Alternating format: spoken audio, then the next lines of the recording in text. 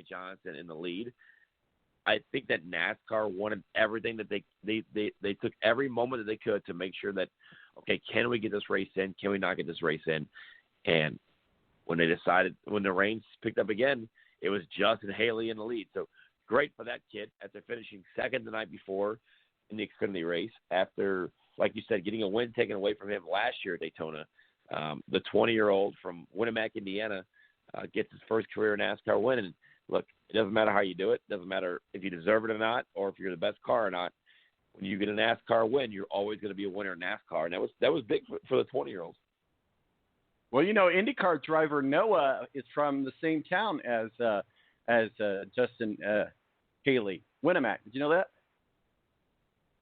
Well, I mean, you think about all these guys in sprint cars. I think Noah's from Florida, if I'm not mistaken. Oh, is he? Okay, I thought he was from Vegas. No, Noah's from Vegas. But okay, you think about these guys that move here, kind of the Jeff Gordon route. Hey, we live out west, but we need to get into an open wheel car. And then you move to Indianapolis or you move to somewhere in Indiana and you run those sprint cars, those short tracks like Justin Haley has, and it's a springboard to the trucks, to Xfinity, and to the NASCAR Cup Series.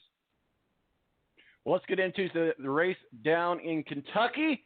Night races this week. Last night it was the Xfinity race. Custer, Bell, Reddick, and Annette round out the top four, followed by and then I believe Justin Haley was in 10th yesterday, was running 27th. But the Xfinity takeaways from the Xfinity race, we'll get into the NASCAR Monster Cup race tonight. Yeah, I think it's the cool part is Daniel Suarez on the pole, and a guy who, obviously is not from America. He's from Mexican nationality. You can have your thoughts on that all you want. But Stewart-Haas Racing hasn't won a race this year. They're finally fast at Kentucky. You're kind of waiting for Kevin Harvick. You're kind of waiting for Clint Bowyer to knock down that door and get a victory. And we'll see if Stewart-Haas Racing will be able to do that tonight in Kentucky, because they're desperate for a win, because you've got to get a win to get in, because you got the top 16. Jimmy Johnson's right there. You've got guys that haven't won a race this year, and they have to be right there. And there's going to be so much strategy that's going on this summer for drivers trying to get that win this year to punch their ticket into the quote-unquote playoffs. Let's talk a little bit about the Kentucky track down there. It's a hot track. It's a fast track. It's a huge oval. It's a very one of those tracks we're going to see some high speeds. I'm trying to remember if it's a plate race or not, but it certainly is one that's going to attribute a lot to high speeds. And we've got some hot temperatures down there, even though it's going to be in the evening. So we could see a lot of action and possible melee on the track tonight. The cool thing about Kentucky and what they did was they kind of added the second groove by laying down that, I forget what it's called, P1 or something, and it's a sticky substance that goes around the racetrack to give more grip, which in turn makes it easy for drivers to use that second and third lane, because this was a one-groove racetrack for so long, and they add this. It's a sticky substance that gives drivers more grip, and they're going to see drivers like Kyle Larson especially go to the top and try to make that second and third groove work. So it's a bumpy racetrack. It's very tough on the drivers because it's so bumpy. It hasn't been repaved since they started racing there back in 2000. And we'll see what these drivers can do, because there's going to be a second and third lane option tonight, which we really haven't seen over the last 2 or 3 races at Kentucky. Well, we're absolutely good to see what happens, and let's see how well Chevy does. If you could look at all the Chevy drivers last week in Daytona, they had a strategy, and it was basically it dominated for the biggest part of the race. How strong is Chevy as opposed to Ford and Toyota? How strong is Chevy this year in the series? It looks like they're pretty strong, and they're going to be a dominant force to deal with. Well, I think the dominant force you got to look at is Joe Gibbs Racing and Team Penske. Outside of Chase Elliott winning once, and then obviously Justin Haley last week in a fluke scenario, you look at Toyota and Ford being dominant. Now, what Chevy did last week was perfect. They played it right. They got everybody together. They had 5 or 6 drafting partners. I think we're going to see a lot of teams flex their muscle tonight and kind of play that strategy because Chevy needs to win. Chevy only has one driver right now inside of the playoffs, so that has won a race. So you got to get guys like Kyle Larson and Kurt Busch who are in Chevys towards the front and try to get them a win so that you know that they are for sure locked into the playoffs because outside of Chase Elliott, I mean, William Byron needs a win. Jimmy Johnson needs a win. Alex Bowman got to win Chicagoland and showed that Chevy can perform on those mile-and-a-half tracks. So you're right. The mile-and-a-half courses have been good for Chevys. They just need another driver to win so they can have at least 3 guaranteed entries into the playoffs. Yeah, you're absolutely right. We'll see what happens. Let's kind of go through the top 10 drivers here as they stand in standings currently. Joey Logano, obviously in a Ford there, but what are your thoughts? 22 to Joey Logano. It's always hard to not look at Joey Logano and say, okay, I want this guy to win. I'm not the biggest fan of Joey Logano, but he's going to do everything he can to win. He's one of the top drivers in NASCAR right now. And Team Penske as a whole, with Brad Keselowski and Joey Logano, have wins this year, and they're trying to get Ryan Blaney towards the front, and Blaney's had some good runs. He was decent at Chicagoland 2 weeks ago. So I think if you're Ford and you're Team Penske and Joey Logano, you obviously want to win. First comes first, but you want to get Ryan Blaney punched into that playoff scenario as well. Now, he's in right now in that top 16 in points, but as you know, a win cements and it kind of takes the pressure off for the rest of the summer. We know that we are going to be in the playoffs if we get that win. So look for Ryan Blaney to move up towards the front, and hopefully with Team Penske and being a team, Joey Logano and Brad Keselowski will help him get to the front and stay up front. Well, Kyle Busch sets to number 2. Obviously, different story than his brother. His brother Kurt, who's not in the playoffs right now, but Kyle Busch is set to number 2. What are your thoughts? Well, the thing with Kurt Busch is, that team is Ganassi as a whole. You thought would take that step forward this year with Kurt Busch in that number 1 car and Jamie McMurray out. But Kyle Larson's kind of struggled. He hasn't been the Kyle Larson we've seen. Kurt Busch has been very consistent. I think he's got a couple runner-up finishes. But if you're Ganassi, and the rumors are that you're going to close your doors at the end of the 2019 season, you want to get a win to say, look, we're not closing doors. We've got great sponsors and Monster Energy and Global Poker and McDonald's and Credit One Bank for Kyle Larson. We're not closing our doors.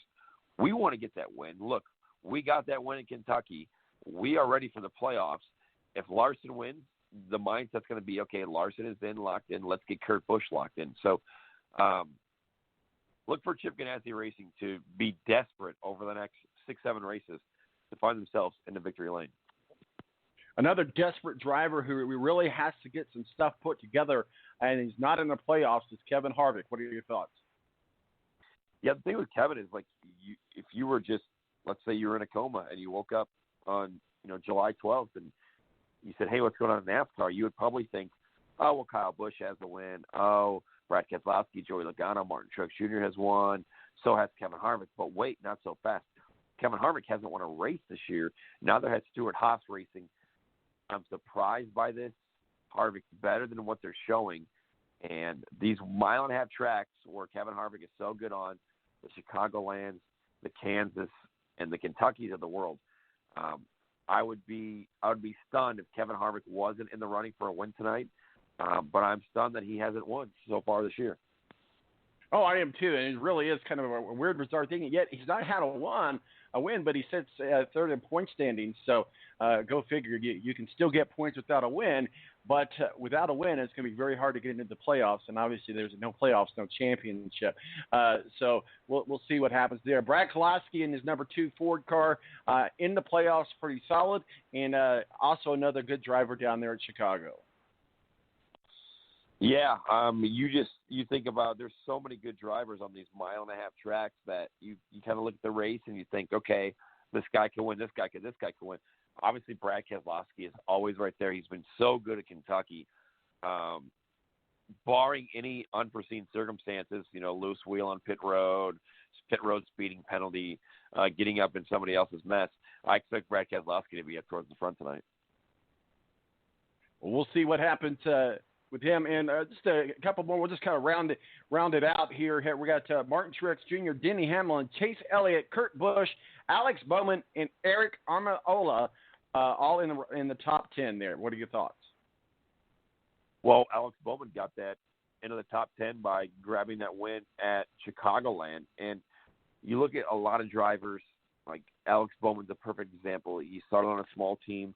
He moved his way up and then got that chance when Dale Earnhardt Jr. had those head issues to show that he could perform. And he ran really well at Phoenix. He had a second-place finish back in 2017. And then you look forward, you're like, okay, when's Alex Bowman going to win a race? When's a guy like William Byron going to win a race? And then all of a sudden it all came together for Alex Bowman at the perfect timing at Chicagoland, because you had Dale Jr. in the booth for the first time. That used to be his car. You heard the rumors that Nationwide Insurance was no longer going to come back and sponsor. You go out and win a race. Now you can go to sponsors and say, we won a race. We were in the playoffs. We can get this done on a weekly basis. Come sponsor us. So Alex Bowman locked in. Eric Almirola is a guy just like Kevin Harvick, just like Clint Boyer, and Daniel Suarez at Stewart-Haas Racing, where you're almost thinking like, okay, like it's a brain bender. Like, okay, what is this team doing to win races? Because they're trying every week. They just haven't had the speed. They were fast yesterday in both practices, fast in qualifying. I would be shocked if a Stewart-Haas racing car was not in contention for the win tonight. We've been talking with Tony Donouhue of the Tony D podcast. Tony, we're going to jump into some NBA talk here in just a minute after the break. But what do you got working on there at the Tony D podcast, and where can people find it and listen to it? Yeah, if you go to Anchor Podcast or iTunes, Spotify, just search the Tony D podcast. I had an all IndyCar one, and my thoughts on the Pacers earlier this week and the moves that they made, which, as you know, became official because the moratorium was over, and just the welcoming that Malcolm Brogdon, Lamb, TJ Warren got, and just the moves that this team has made to better themselves throughout the offseason. We'll be right back. We're talking with Tony Donouhue. We're going to get into some NBA, some crazy talk with NBA, a lot of chest bumping, a lot of ball hogging. We'll see what's going to happen right here on the Balance Radio Network. 917-889-8516 is our digits. We'll be right back. Tonight, I just want to take you away. Blow your hands up in the sky. Let's make this party alright.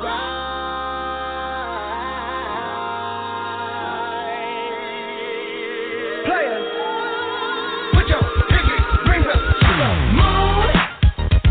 The Air National Guard is a reserve component of the United States Air Force and serves alongside active-duty Air Force members in times of a national crisis.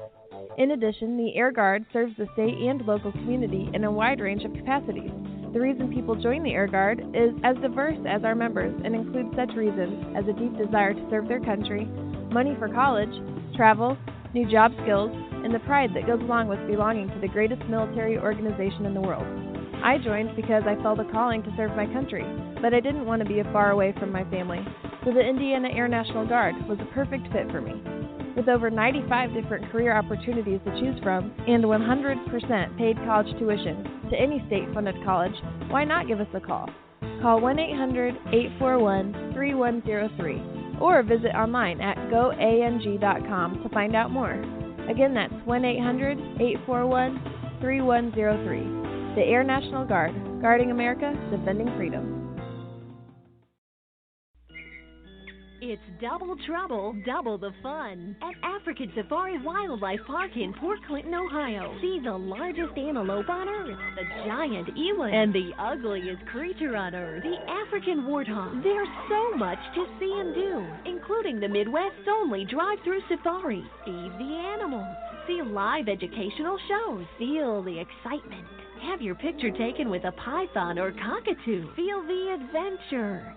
Shop the Symbol Lodge gift shop with items available from around the globe. Visit the snack bar or picnic facilities. Enjoy a pony or camel ride. Or cheer your favorite porker on to victory in the famous Pork Chop Down. Bring your family to see the rare and exotic animals at African Safari Wildlife Park in Port Clinton, Ohio. Just take Route 2 to the Route 53 North exit and follow the sign. Only 17 miles west of Cedar Point via Route 6. Open every day, rain or